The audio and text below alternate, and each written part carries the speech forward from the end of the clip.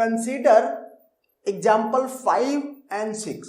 Okay, क्या करना है इसमें, एक लैंग्वेज गिवन है, हम पहले ये 5th क्वेश्चन को कंसीडर करते हैं। यहाँ पर एक लैंग्वेज गिवन है और हमको बताना है minimum number of states in the DFA for this language. Okay, तो अगर मीन्स लैंग्वेज रेगुलर है तो ही डीएफए बन सकता है। ओके, या एक डीएफए जो लैंग्वेज एक्सेप्ट करता है वो लैंग्वेज रेगुलर होती है, दोनों तरीके से बोल सकते हैं। तो अब हम 5th क्वेश्चन के लिए डीएफए कंस्ट्रक्ट करेंगे। तो ये एक मैं डीएफए बनाने जा रहा हूं। अच्छा, इसमें जो स्ट्रिंग्स हैं, अगर मिनिमम लेंथ स्ट्रिंग देखें तो एप्सिलॉन है। ओके, क्यों एप्सिलॉन है, क्योंकि एम एन और पी तीनों को 0 कर देंगे तो ए की पावर 0, बी की पावर 0, सी की पावर 0, इसका मतलब एप्सिलॉन। ओके, और इसमें किस किस तरह की स्ट्रिंग है, इसमें सारी स्ट्रिंग ए की पावर एम टाइप की है। ओके, मतलब एन और पी 0 हो गए। सारी स्ट्रिंग बी की पावर एन टाइप की भी है, सारी स्ट्रिंग सी की पावर पी टाइप की भी है। ओके, इसके अलावा और क्या स्ट्रिंग्स हैं, ए की पावर एम और बी की पावर एन टाइप की भी स्ट्रिंग है, ए की पावर एम और सी की पावर पी टाइप की स्ट्रिंग्स हैं, बी की पावर एन सी की पावर पी टाइप की स्ट्रिंग्स हैं, और ए की पावर एम बी की पावर एन सी की पावर ये पी टाइप की स्ट्रिंग्स हैं। ओके, तो इतने तरह की स्ट्रिंग है और सारी स्ट्रिंग एक्सेप्ट होनी चाहिए। तो पहले एप्सिलॉन को अगर एक्सेप्ट कराना है, इसका मतलब इनिशियल स्टेट को फाइनल स्टेट बनाना पड़ेगा।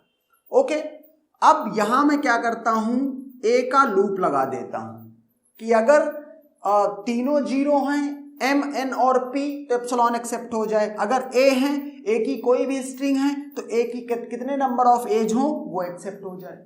सपोज करो कि ए और बी दोनों हैं, ठीक है। तो यहां पर एक बात और ध्यान देने वाली है कि पहले क्या है, total number of A's followed by means B's followed by C's. तो मतलब बी आ जाएगा तो फिर ए नहीं आ सकता, एक बी भी आ गया तो फिर ए नहीं आ सकता। इस बात के लिए क्या करेंगे, जैसे ही पहला बी आएगा स्टेट बदल देंगे। तो Q0 पर ये बी रीड किया और ये Q1 स्टेट पे पहुंचे और स्टेट हमने बदल दी। ओके, और यहां पर हमने क्या किया, बी का लूप लगा दिया। ओके, स्टेट क्यों बदल दी, क्योंकि बी के आने के बाद ए ना आए। ओके, यहां पर अब क्या ये एक्सेप्ट होना चाहिए, एज और ए और बी की स्ट्रिंग्स एक्सेप्ट होनी चाहिए, तो इसके लिए इसको भी क्या कर देंगे, फाइनल स्टेट बना देंगे। ओके, अब सपोज करो कि ये स्ट्रिंग मैं चाह रहा हूं कि बी के बाद सी भी है, तो सी के लिए मैंने क्या किया, ये स्टेट बदल दी, फिर से स्टेट बदल दी पहला सी पढ़ने पर, ये Q2 स्टेट पे आ गया और इसको भी फाइनल कर दिया और इसमें लूप लगा दिया सी का।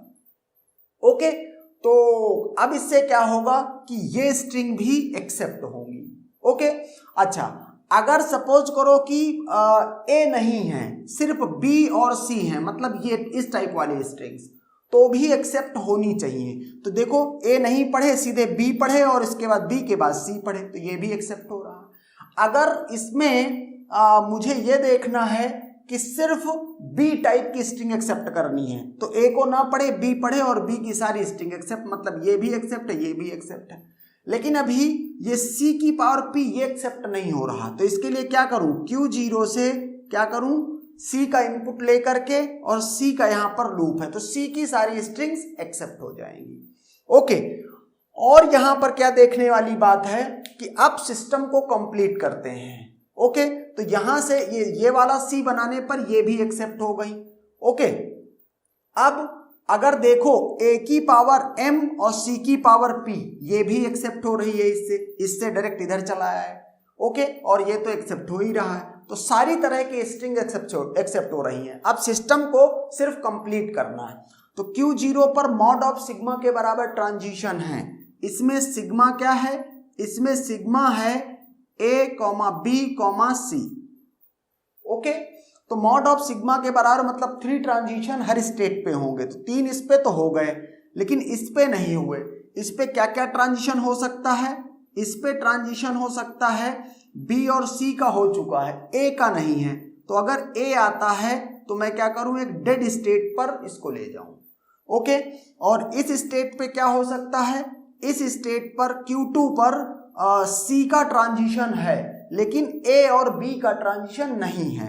तो हम क्या करेंगे, अगर ए और बी आता है तो ए कॉमा बी का ट्रांजिशन ले जाएंगे डेड स्टेट पर, और इस पर भी चूंकि मॉड ऑफ सिग्मा के बराबर ट्रांजिशन होंगे तो ए बी सी का लूप लगा दिया। तो इस तरीके से ये अगर पूछा जाए कि क्या ये डीएफए है, तो आंसर है यस। क्या ये एम डीएफए है? यस, ये एम डीएफए भी है। ओके, अब अगर हम अपने क्वेश्चन के आंसर की बात करें कि find the minimum number of states in the DFA for the following languages, तो इस फिफ्थ क्वेश्चन के लिए कितनी मिनिमम नंबर ऑफ स्टेट्स हैं? 4, 1 2 3 और एक ये 4। ओके, ऑब्जर्वेशन ये है इसमें कि जो ये ब्लैक स्टेट्स हैं 3, 1 2 Q0 Q1 और Q2, ये मीन्स 3 स्टेट्स हैं, और इसमें अगर देखो इनपुट अल्फाबेट में तो कितने सिंबल हैं? 3 सिंबल्स हैं।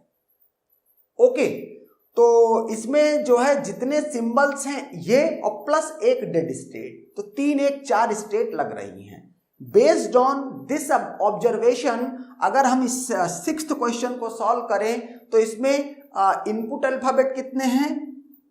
1 2 3 और 4। ओके, 4 तो इनपुट अल्फाबेट हैं और एक स्टेट डेड लगेगी। तो 6th क्वेश्चन के लिए अगर हमें डायरेक्ट आंसर करना है कि मिनिमम नंबर ऑफ स्टेट्स क्या होंगी, तो 5 मिनिमम नंबर ऑफ स्टेट्स होंगी। ओके, इसी बात क्या मैंने ऑब्जर्वेशन लिख दिया है कि number of states in MDFA for language A की पावर x1, B की पावर x2, C की power x3 and till Z की पावर x26। ओके, और कंडीशन याद रहे, कंडीशन सब में ये वाली है। ओके, ग्रेटर देन और इक्वल टू 0।